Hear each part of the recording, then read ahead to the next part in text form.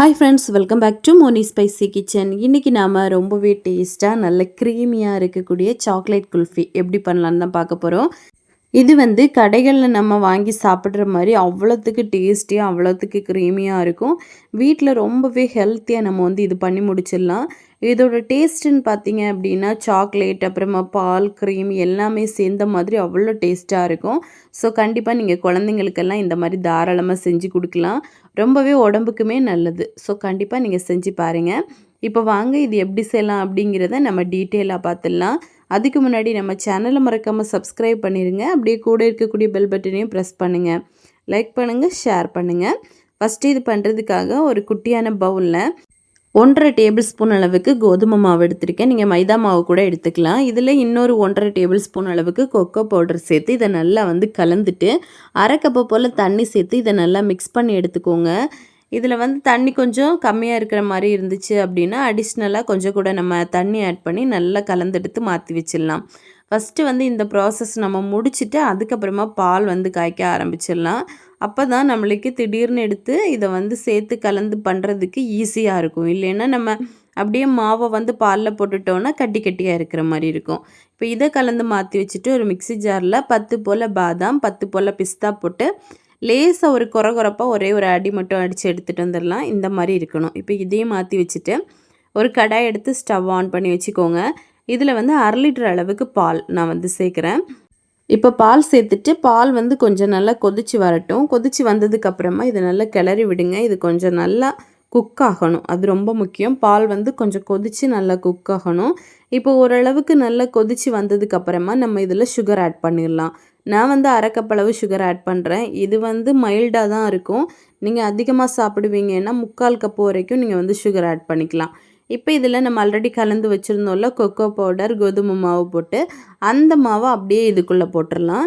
நீங்கள் வந்து கோதுமை மாவுக்கு பதிலாக கார்ன்ஃப்ளவர் மாவும் போடலாம். அது போட்டிங்க அப்படின்னா இன்னும் ஒரு டேஸ்ட்டு கொடுக்கும். இதில் வந்து லேசான ஒரு கோதுமை மாவு ஃப்ளேவர் நம்மளுக்கு தெரியும். ஆனால் இது உடம்புக்கு நல்லது. கார்ன்ஃப்ளவர் மாவும் நீங்கள் தேவைப்பட்டால் போட்டுக்கலாம்.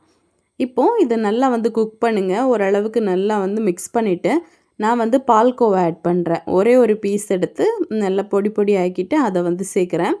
இது சேர்க்கும்போது கொஞ்சம் ரிச்சான டேஸ்ட் இருக்கும். இது இல்லை அப்படின்னா நீங்கள் இதுக்கு பதிலாக 1 டேபிள் ஸ்பூன் அளவுக்கு பால் பவுடர் கூட ஆட் பண்ணலாம். இது எதுவுமே இல்லைன்னா அப்படியே விட்டுருங்க, நல்லா தான் இருக்கும்.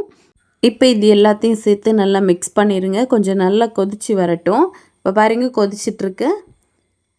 உங்களுக்கு பார்த்தாலே தெரியும் நம்ம சேர்த்துருக்கக்கூடிய பால்லேருந்து கொஞ்சம் நல்லா வற்றி வந்திருக்கா, இந்த மாதிரி வரணும். ஓரளவுக்கு நம்ம ஒரு 10 மினிட்ஸாவது லோ ஃப்ளேமில் வச்சு கொதிக்க விடணும். இப்போ இதில் கடைசியாக நம்ம அரைச்சி வச்சுருந்த அந்த பாதாம் பிஸ்தா அந்த பவுடரையும் போட்டுக்கலாம். போட்டுட்டு நல்லா வந்து கலந்துருங்க. கலந்துட்டு மறுபடியும் ஒரு 5 நிமிஷம் மொத்தமாக ஒரு 15 நிமிஷமாவது மீடியம் டு லோ ஃப்ளேமில் வச்சு நம்ம நல்லா கொதிக்க விடணும். அப்போ தான் இந்த பால் வந்து கொஞ்சம் வற்றி அதே சமயம் நம்ம கோதுமை மாவெல்லாம் போட்டோம்ல அந்த பால் வந்து கொஞ்சம் திக்காக வரும். இதுக்கு மேலே கோதுமை மாவெல்லாம் போடக்கூடாது. 1.5 டீஸ்பூன் தான் போடணும். இப்போ அவ்வளோதான், நம்மளுக்கு சூப்பராக பால் வந்து கொஞ்சம் நல்லா வற்றியே வந்திருக்கு. நம்மளுக்கு நல்ல ஒரு க்ரீமி ஸ்ட்ரக்சரில் வந்திருக்கு. இப்போ வந்து ஸ்டவ் ஆஃப் பண்ணிவிட்டு இதை அப்படியே ஆற விட்டுறலாம். இப்போ பாருங்கள் கம்ப்ளீட்டாக ஆறிடுச்சு. இனிமேல் நம்ம இதை மோல்டில் ஊற்றி நம்ம ஃப்ரீஸ் பண்ண வைக்க வேண்டியதுதான். பாருங்கள் இந்த அளவுக்கு நல்ல க்ரீமியாக திக்காக தான் இருக்கணும் பால். அப்போ தான் நம்மளுக்கு குல்ஃபிக்கு ஏற்ற மாதிரி வரும். ரொம்ப க்ரீமியாகவும் இருக்கக்கூடாது. இந்த ஸ்டேஜில் கண்டிப்பாக இருக்கணும். இப்போ நான் குல்ஃபி மோல்டு தான் எடுத்திருக்கேன். இதில் வந்து நம்ம உள்ளே ஊற்றிடலாம். நீங்கள் வந்து இந்த மோல்டு எதுவும் இல்லை அப்படின்னா நார்மலாக நம்ம டீ குடிப்போம்ல டம்ளர், அதில் கூட ஊற்றி நீங்கள் வந்து வைக்கலாம். ரொம்ப பர்ஃபெக்டாக வரும். இப்போ வந்து நம்ம எல்லாத்துலேயுமே இந்த மாதிரி ஊற்றிடலாம். பாருங்கள் ஊற்றும் போதே எவ்வளோ க்ரீமியாக இருக்குன்னு. இந்த ஒரு ஸ்ட்ரக்சரில் தான் நம்மளுக்கு குல்ஃபி க்ரீம் வந்து இருக்கணும். இப்போ மூடி போட்டு நான் வந்து ஐஸ் ஸ்டிக் உள்ளே வைக்க போகிறேன். இது வந்து ஃப்ரீஸ் பண்ணுறதுக்கு டைமுன்னு பார்த்தீங்கன்னா நீங்கள் ஒரு நாள் நைட்டு மொத்தம் வைக்கலாம். ஒரு 8 மணி நேரத்துலேருந்து 15 மணி நேரமாவது ஆகும். அப்போ தான் நல்லா ஃப்ரீஸ் ஆகிருக்கும் நம்மளுக்கு. இப்போது உள்ளே குச்சி வச்சுட்டு இதை வந்து நம்ம ஃப்ரீசரில் வச்சிடலாம். கிட்டத்தட்ட நான் வந்து ஒரு 15 ஹவர்ஸ் வச்சுருக்கேன். இப்போ பார்த்தீங்க அப்படின்னா ஃப்ரீஸ் ஆயிடுச்சு. நம்ம மார்னிங் தான் எடுக்கிறோம். இப்போ பாருங்கள் எடுத்தாச்சு. இதை வந்து ரன்னிங் வாட்டர்லேயோ இல்லை சூடான தண்ணியிலையோ லேசாக ஒரு செகண்ட் மட்டும் காட்டினீங்க அப்படின்னா அது ஈஸியாக இளகி வந்துடும். இப்போது நம்மளுக்கு டிமோல்ட் பண்ணிடலாம். பாருங்கள் எவ்வளோ ஈஸியாக இலகி வருதுன்னு. ரொம்ப போட்டு நீங்கள் காட்டிகிட்டே இருந்தீங்க அப்படின்னா தண்ணியில் நல்லா மெல்ட் ஆயிரும். அதனால் லேசாக 1 செகண்ட் மட்டும் காட்டுங்க. இப்போ அவ்வளோதான், நம்மளுக்கு ரொம்ப டேஸ்டியான அதே சமயம் ரொம்பவே க்ரீமியான குல்ஃபி, சாக்லேட் குல்ஃபி வந்து ரெடி ஆயிடுச்சு. இது வந்து குழந்தைங்களுக்கெல்லாம் ரொம்ப விருப்பமானதாக இருக்கும். நம்ம இதில் நட்ஸ் எல்லாம் போட்டிருக்கனால ஒரு எனர்ஜி பாராக கூட இருக்கும். ரொம்ப விரும்பி சாப்பிடுவாங்க. பாருங்கள், நான் கடித்து காமிக்கிறேன் எவ்வளோத்துக்கு க்ரீமியாக இருக்குன்னு. ஸோ கண்டிப்பாக நீங்களும் இதே மாதிரி உங்கள் வீட்டில் செய்யலாம். இப்போ இதை கட் பண்ணி காமிக்கிறேன். எவ்வளோத்துக்கு நல்ல க்ரீமாக நல்ல சூப்பராக இருக்கும்.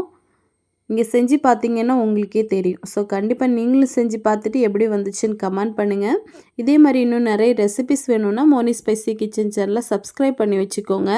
லைக் பண்ணுங்கள், ஷேர் பண்ணுங்கள். நெக்ஸ்ட் இன்னொரு வீடியோவில் உங்களை சந்திக்கும் வரை டேக் கேர், பாய்.